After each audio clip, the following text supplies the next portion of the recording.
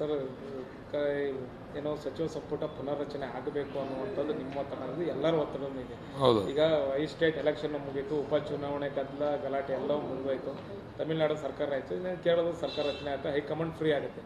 ಯಾವಾಗ ಆಗಬೇಕು ಅಂತ ನೀವು ಹೇಳ್ತೀರಿ ಸರ್? ಕೇರಳದಲ್ಲಿ ಸರ್ಕಾರ ರಚನೆ ಆದ ತಕ್ಷಣವೇ ನಮ್ಮದು ಪ್ರಕ್ರಿಯೆ ಪ್ರಾರಂಭ ಆಗ್ತದೆ. ಪಕ್ಕನಾ ಸರ್? ವಿಶ್ವಾಸ ಇದೆ ಸರ್? 100% ಭಾಗ ವಿಶ್ವಾಸ ಇದೆ. ಅಂದರೆ ಏನಾದರೂ ಆ ಥರ ಸೂಚನೆ ಸಿಕ್ಕಿದೆ? ದಿಲ್ಲಿಗೆ ಸೂಚನೆ ಸಿಕ್ಕಿಲ್ಲ, ಬಟ್ ಹೈಕಮಾಂಡ್ಗೂ ಕೂಡ ನಮ್ಮ ರಾಜ್ಯದ ಬಗ್ಗೆ ಯೋಚನೆ ಮಾಡ್ಬೇಕಾದ್ರೆ ಅದು ತುರ್ತು ಯಾವುದು ಅನ್ನೋದು ಭಾಳ ಮುಖ್ಯ ಅಲ್ವಾ. ತುರ್ತಾಗಿ ಬೇಕಾಗಿರ್ತಕ್ಕಂಥದ್ದು ಕೇರಳದ್ದು. ಈಗ ಅದಾದ ತಕ್ಷಣವೇ ನಮ್ಮದನ್ನು ಗಮನ ಹರಿಸ್ತಿರತಕ್ಕಂಥ ವಿಶ್ವಾಸ ಇದೆ. ನಾಯಕತ್ವ ಬದಲಾವಣೆ ಬಗ್ಗೆ ಏನಾದರೂ ಯಾವುದಾದ್ರೂ ಕೂಡ ಹೈಕಮಾಂಡೇ ಇಂಟರ್ಫಿಯರ್ ಆಗಬೇಕು. ನಾಯಕತ್ವದ ವಿಚಾರ ಇರ್ಬೋದು, ಎಕ್ಸ್ಪ್ಯಾನ್ಷನ್ ಇರ್ಬೋದು, ಎಲ್ಲನೂ ಕೂಡ ಹೈಕಮಾಂಡೇ ಜವಾಬ್ದಾರಿ ತಗೋಬೇಕು. ಅಂದರೆ ಈ ಮೇ ತಿಂಗಳೊಳಗೆ ಎಲ್ಲವೂ ಒಂದು ಹಂತಕ್ಕೆ ಬರುತ್ತೆ. ಆತ್ಮವಿಶ್ವಾಸ ಇದೆ, ಮೇ ತಿಂಗಳೆಲ್ಲ ಮುಗಿದದೆ ಅಂತ, ಗೊಂದಲ ಪರಿಹಾರ ಆಗುತ್ತೆ ಅಂತ. ಸರ್, ಕೆ ಎನ್ ರಾಜನ್ ಅವರು ಹೇಳಿದ್ದಾರೆ ಪಕ್ಷದಲ್ಲಿ ಗೊಂದಲ ಇದೆ, ಅದಕ್ಕೆ ಹೈಕಮಾಂಡ್ ನಾಯಕರು ಒಂದು ಸಂಪುಟ ಪುನರ್ರಚನೆ ಮಾಡೋಕ್ಕೆ ಸಿಎಂ ಅವರಿಗೆ ಅವಕಾಶ ಮಾಡಿಕೊಡಬೇಕು ಅಂತ ಸಿದ್ದರಾಮಯ್ಯನವರೇ ಮುಂದುವರಿಬೇಕು, ಅಂದರೆ ಪಕ್ಷದಲ್ಲಿ ಗೊಂದಲ ಸೃಷ್ಟಿ ಆಗೋದಿಲ್ಲ ಅಂತ ಹೇಳಿದ್ದಾರೆ. ರಾಜಣ್ಣ ಅವರು ಒಂದೊಂದು ದಿವಸ ಒಂದೊಂದು ಥರ ಅವರು ವಿಚಾರಗಳನ್ನ ಪ್ರಸ್ತಾಪ ಮಾಡ್ತಾರೆ, ಬಟ್ ಅವರ ವಿಚಾರಗಳಿಗೆ ನಾನು ಉತ್ತರ ಕೊಡೋಕ್ಕೆ ಹೋಗಲ್ಲ. ಆದರೆ ಹೈಕಮಾಂಡು ಅಂತಿಮವಾದಂಥ ತೀರ್ಮಾನವನ್ನು ತಗೋಬೇಕು. ಈ ವಿಚಾರದಲ್ಲಿ ನಾಯಕತ್ವ ಇರ್ಬೋದು, ಎಕ್ಸ್ಪ್ಯಾನ್ಷನ್ ಇರ್ಬೋದು, ಹೈಕಮಾಂಡು ಅಂತಿಮವಾದಂಥ ತೀರ್ಮಾನ ತಗೋಬೇಕು ಅಂತ ಮನವಿ ಮಾಡ್ತೀವಿ ಹೈಕಮಾಂಡ್ಗೆ. ಸರ್, ಇನ್ನೊಂದು BBMP ಚುನಾವಣೆಗೆ ಮಾಡಬೇಕು ಅಂತ ಸುಪ್ರೀಂ ಕೋರ್ಟ್ ಹೇಳಿತ್ತು, ಆ ಡೇಟಿಗೆ ಮಾಡೋಕ್ಕಾಗ್ತಿಲ್ಲ.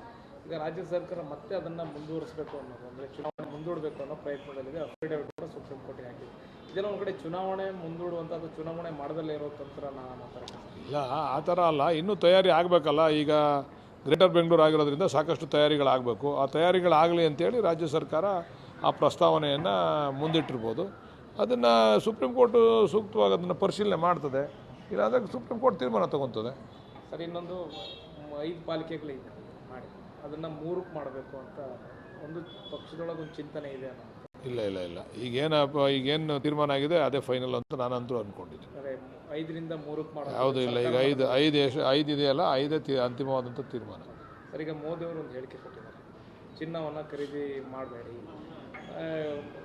ಆಯಿಲನ್ನು ಜಾಸ್ತಿ ಬಳಸಬೇಡಿ, ಪೆಟ್ರೋಲನ್ನ ಜಾಸ್ತಿ ಬಳಸಬೇಡಿ, ಮಿತವಾಗಿ ಬಳಸಿ, ಸಂಕಷ್ಟದಲ್ಲಿದೆ ದೇಶ ಅಂತ. ಅಂದರೆ ಮುಂದೆ ದೊಡ್ಡ ಸಂಕಷ್ಟ ಎದುರಾಗುತ್ತೆ ಅನ್ನೋ ಮುನ್ಸೂಚನೆ ಸರ್ ಇದು. ಈಗ ಬಹುಶಃ ಈ ದೇಶದಲ್ಲಿ ಅತ್ಯಂತ ಹೆಚ್ಚು ಚಿನ್ನ ಬಳಸ್ತಾ ಇರ್ತಕ್ಕಂಥವ್ರು BJP ಅವರೇ. ಅಂದರೆ ಅದು ಶ್ರೀಮಂತರ ಪಕ್ಷ, ಅದು ನಮ್ಮ ಬಡವ್ರ ಪಕ್ಷ. ನಮ್ಮಲ್ಲೆಲ್ಲ SC ST ಜನಾಂಗ ಇರ್ಬೋದು, ಮೈನಾರಿಟೀಸ್ ಇರ್ಬೋದು, ನಾವು ಯಾರೂ ಚಿನ್ನ ಹೆಚ್ಚಿಗೆ ಬಳಸಲ್ಲ. ಆಮೇಲೆ ಗಾಡೀಲಿ ಹೆಚ್ಚಿಗೆ ಓಡಾಡ್ತಿರೋರು ಶ್ರೀಮಂತರೇ, ಡೀಸೆಲ್ ಪೆಟ್ರೋಲ್ ಯೂಸ್ ಮಾಡ್ತಾರೋರು. ನಮ್ಮವರೆಲ್ಲ, ನಮ್ಮ ಪಕ್ಷದ ಅಭಿಮಾನಿಗಳೆಲ್ಲರೂ ಕೂಡ ಬಸ್ಸಲ್ಲಿ ಓಡಾಡ್ತಕ್ಕಂಥದ್ದು, ಮೆಟ್ರೋದಲ್ಲಿ ಓಡಾಡ್ತಕ್ಕಂಥದ್ದನ್ನು ಮಾಡ್ತಾವ್ರೆ. ದಯಮಾಡಿ ಇದನ್ನು ಮೋದಿಯವರು ಅವ್ರ ಪಕ್ಷದವ್ರಿಗೆ ಹೇಳಿ ಯಾರ್ಯಾರು ತ್ಯಾಗ ಮಾಡ್ತಾರೆ ಅಂತೇಳಿ ಮಾಧ್ಯಮದಲ್ಲಿ ಅದು ಪ್ರಕಟ ಆದರೆ ಬಹುಶಃ ನಮ್ಮವರು ಕೂಡ, ನಮ್ಮಲ್ಲಿರ್ತಕ್ಕಂಥ ಕೆಲವು ಶ್ರೀಮಂತರುಗಳು ಅದನ್ನು ಪಾಲನೆ ಮಾಡ್ತಾರೆ ಅಂತ ಅಂದ್ಕೊಂಡಿದ್ದೀನಿ. ಚಿನ್ನ ಬೆಳ್ಳಿ ಅಂಗಡಿ ಫಾಲೋವರ್ಸ್ ಎಲ್ಲ BJP ಇರ್ಬೋದು, ಜಾಸ್ತಿ ತುಂಬ ಇರೋದು ಅವರೇ. BJPನ ಫಾಲೋ ಮಾಡ್ತಾ ಇರ್ತಕ್ಕಂಥವ್ರು ಶ್ರೀಮಂತರು, ಕಾಂಗ್ರೆಸ್ ಪಕ್ಷವನ್ನು ಫಾಲೋ ಮಾಡ್ತಾ ಇರ್ತಕ್ಕಂಥವ್ರು ಬಡವರು. ನಾವು ಫ್ರೀ ಯೋಜನೆಯಲ್ಲಿ ಜೀವನ ಮಾಡ್ತಾ ಇರ್ತಕ್ಕಂಥವ್ರು, ನಾವು ಕಾಂಗ್ರೆಸ್ ಪಕ್ಷದವರು. ಅವ್ರು ಚೆನ್ನಾಗಿರೋರು, ಅವರು ಅದನ್ನು ಪ್ರಕಟ ಮಾಡಬೇಕು. ನಮ್ಮೆಲ್ಲೂ ಇಲ್ಲ ಅಂತ ಹೇಳಿಲ್ಲ, ನಮ್ಮೆಲ್ಲೂ ಅವರೇ, ನಮ್ಮಲ್ಲಿ ಸಂಖ್ಯೆ ಕಡಿಮೆ, ಅದನ್ನು ನಾವು ಫಾಲೋ ಮಾಡ್ತೀವಿ.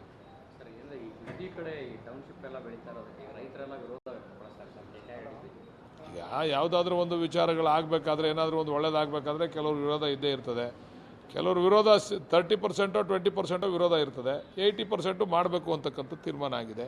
80% ಜನ ಇಲ್ಲ, ನಾವು ಒಪ್ಕೊಂಡಿದ್ದೀವಿ, ಈಗಾಗಲೇ 15 ವರ್ಷದಿಂದ ನಾವೆಲ್ಲ ಅತಂತ್ರ ಸ್ಥಿತಿಲಿದ್ದೀವಿ, ಇದಕ್ಕೊಂದು ಅಂತಿಮವಾದಂಥ ರೂಪ ನೀವು ಕೊಡಬೇಕು ಅಂತೇಳಿ ಕೇಳಿಕೊಂಡ್ರು. ಅದಕ್ಕೊಂದು ಅಂತಿಮ ರೂಪವನ್ನು ಕೊಟ್ಟಿದ್ದೇವೆ. ಅದರಿಂದ ಅವ್ರಿಗೂ ಬೆನಿಫಿಟ್ ಇದೆ, ಮತ್ತು ಬೆಳೀತಾ ಇರ್ತಕ್ಕಂಥ ಬೆಂಗಳೂರಿಗೂ ಕೂಡ ಅದರಿಂದ ಅನುಕೂಲ ಆಗ್ತದೆ. Thank you. ನ್ಯೂಸ್ ಫಸ್ಟ್, ನಿರ್ಭೀತಿಯಿಂದ ನಿಮ್ಮ ಪರವಾಗಿ.